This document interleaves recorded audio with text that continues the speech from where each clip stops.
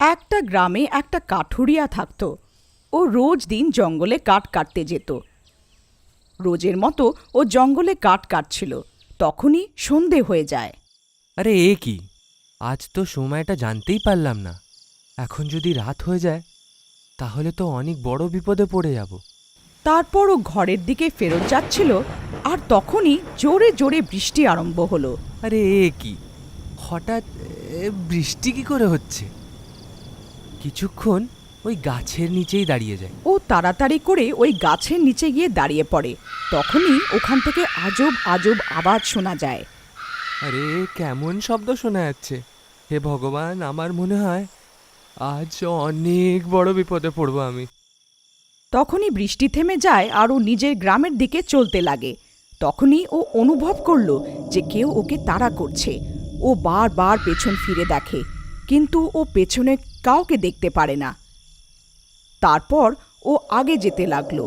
তখনই পেছন থেকে কেউ ওকে নাম ধরে ডাকে, বিরজু, বিরজু, কোথায় যাচ্ছ? বিরজু, বিরজু। ও অনেক ভয় পেয়ে গেল আর আবার ফিরে দেখল, কিন্তু ওখানে কেউ ছিল না। তারপর ওর গ্রামের লোকেদের কথা মনে পড়ল। ওরা বলতো যে জঙ্গলে রাত হওয়ার পরে তোমাকে কেউ যদি পেছন থেকে ডাকে তো ঘুরে না দেখতে।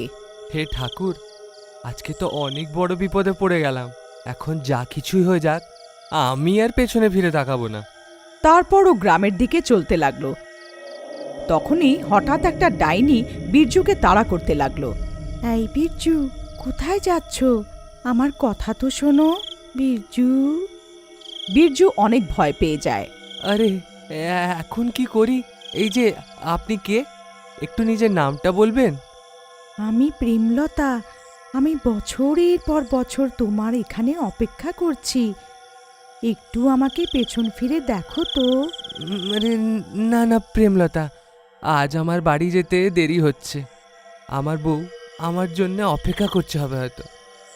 আজকে আমাকে যেতে দাও, আমি কালকে আবার আসবো। না না, তুমি আমাকে এরম করে ফেলে যেতে পারো না। তোমাকে আমায় পেছন ফিরে দেখতেই হবে। বীরজু অনেক ভয় পেয়ে যায়। আরে পালাও রে, এ তো কোনো ডাইনি লাগছে। তারপর ও পালাতে লাগে, আর ডাইনি ওর পেছন পেছন যায়। আরে পালাচ্ছিস কোথায় ভিতুরাম? দাঁড়া, তোকে তো আমি এই জঙ্গল থেকে বেরিয়ে যেতে দেব না। আরে পালাও রে, নিজের প্রাণ বাঁচিয়ে পালাও। তারপর ও দৌড়াতে দৌড়াতে দৌড়াতে নিজের গ্রাম পৌঁছে যায়। আরে প্রিয়তমা, দরজা খোলো। আরে আর তাড়াতাড়ি খোলো, আমার পেছনে ডাইনি পড়েছে। আরে আসছি, একটু ধৈর্য ধরো না। জানি না কে এত জোরে জোরে দরজা পেটাচ্ছে।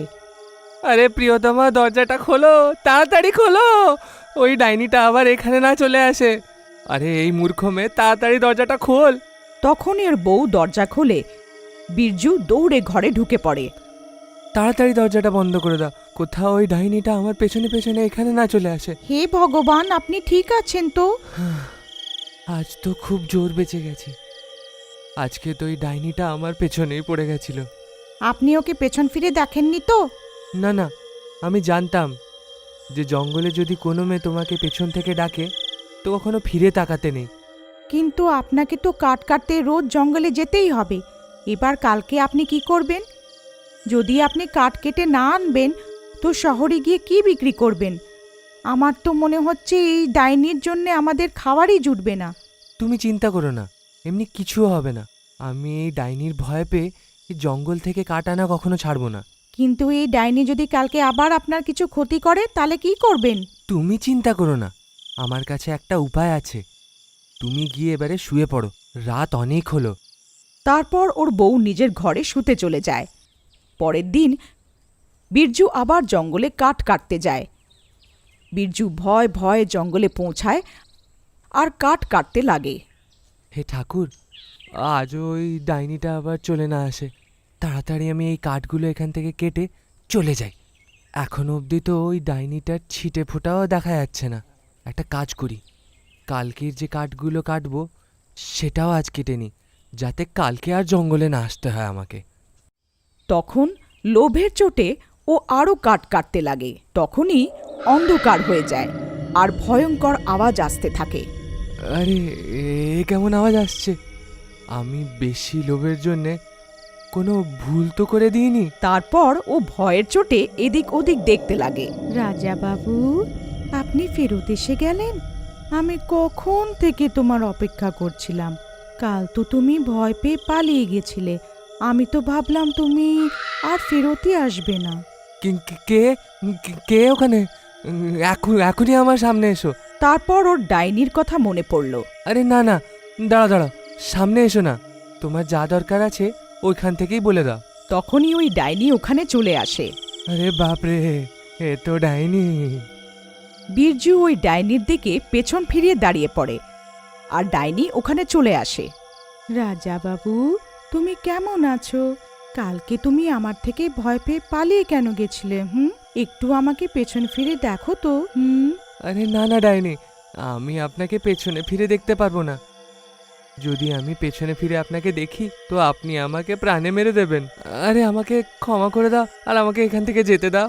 আজ তো তোমাকে আমায় পেছন ফিরে দেখতেই হবে, না হলে আজকে আমি তোমাকে কোথাও যেতে দেব না। আমার লাগছে আজকে এই ডাইনিটা আমাকে এখান থেকে আর যেতে দেবে না। এবার কি করি আমি? একটা কাজ করি, যে উপায় আমি কালকে রাত্রে ভেবেছিলাম ওইটা আরো একবার নির্বাহ করে দেখি। কে জানে আমার উপায় কাজ করে যায়। ঠিক আছে ডাইনি, আমি আপনাকে পেছনে ফিরে নিশ্চয়ই দেখব, কিন্তু তার আগে আমার একটা শর্ত আছে। কেমন শর্ত? আপনি নিজের চোখটা বন্ধ করে নিন, তারপর আমি তাকাবো। আচ্ছা, তো রাজাবাবু আমার থেকে লজ্জা পাচ্ছে।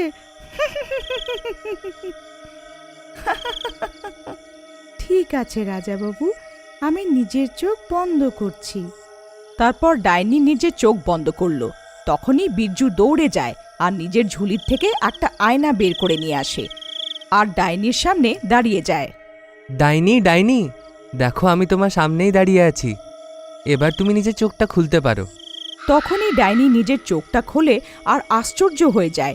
ও নিজের সামনে আরেকটা ডাইনিকে দেখতে পায়। আরে কে তুই? এ আমার ফাঁদে পড়েছে, তুই একে ছেড়ে দে। তারপর ওই ডাইনি নিজের প্রতিফলনাকে ভয় পাওয়ানোর চেষ্টা করে। এই জঙ্গলে শুধু আমার রাজ আছে, তুই এখনই এই জঙ্গল ছেড়ে এখান থেকে চলে যা। যতটা ডাইনি ওকে ভয় পাওয়ানোর চেষ্টা করে, ওর প্রতিফলনা ওকে অতটাই ভয় দেখায়। আরে এ তো আমাকে ভয়ই পাচ্ছে না, আমি একে যতটা ভয় পাওয়াচ্ছি এ আমাকে অতটাই ভয় দেখাচ্ছে। এরই ফায়দা উঠিয়ে বীরজু চুপ করে ওই আয়নাটাকে নিচে মাটিতে রাখে আর চুপটি করে ওখান থেকে বেরিয়ে যায় আর ওখান থেকে পালিয়ে যায়। আরে পালাও রে, নিজের প্রাণ বাঁচিয়ে পালাও। মনে হয় আমার উপায়টা কাজ করে গেছে। তারপর ও দৌড়ে দৌড়ে গ্রামে গেল আর গ্রামের লোকেদের সব কথা বলল। ওখানে অন্যদিকে ডাইনি নিজে প্রতিফলনাকে ভয় পাওয়ানোর চেষ্টা করতে থাকে। আরে ভাইরা, জানো তো আমার উপায়টা কাজ করে গেছে। আমি ডাইনিকে আয়না দেখালাম, তো নিজেই নিজের ছায়াকে ভয় পাওয়াচ্ছিল। এবার নিজেই ভয় পাচ্ছে, কারণ ও যত নিজের ছায়াকে ভয় পাওয়ানোর চেষ্টা করে ওর ছায়া ওকে ততটাই ভয় পাওয়ায়। আমার কাছে একটা উপায় আছে, যদি তোমরা সাহায্য করো আমরা সব দিনের জন্য এই ডাইনির হাত থেকে মুক্তি পেতে পারি। তারপর বীরজু নিজের উপায়ের কথা গ্রামের লোকেদেরকে বলে। ঠিক আছে ভাই বিরজু, তোমার উপায়তে আমার দম লাগছে। চলো আমরা এক্ষুনি জঙ্গলের দিকে যাই। সবাই নিজের হাতে একটা একটা আয়না ধরে জঙ্গলের দিকে চলে যায় আর একটু পরে ওখানে পৌঁছে যায়। ডাইনি এখনও নিজের প্রতিফলনাকে ভয় পাওয়ানোর চেষ্টা করে যাচ্ছিল। গ্রামের লোকে ওখানে পৌঁছে নিজের নিজের আয়নাকে সামনের দিকে করে দেয়।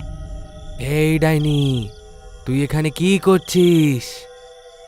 এটা আমাদের জঙ্গল, তুই এক্ষুনি এই জঙ্গল ছেড়ে চলে যা, নাহলে আমরা সব ডাইনিরা মিলে তোকে মেরে দেব।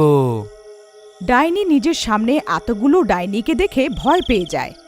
হায় রে, এতগুলো ডাইনি কোথা থেকে চলে এলো? এবার লাগছে আমাকে এই জঙ্গল ছেড়ে এখান থেকে যেতেই হবে। তারপর ওই ডাইনি ওই জঙ্গল থেকে পালিয়ে যায়। বিরজু দাদার জয়, বিরজু দাদার জয়। আরে বাহ বিরজু দাদা, আপনার উপায়টা তো কাজ করে গেল। আপনার জন্যে আমরা এই ডাইনির হাত থেকে মুক্তি পেয়ে গেলাম। বিরজু দাদার জয়, বিরজু দাদার জয়।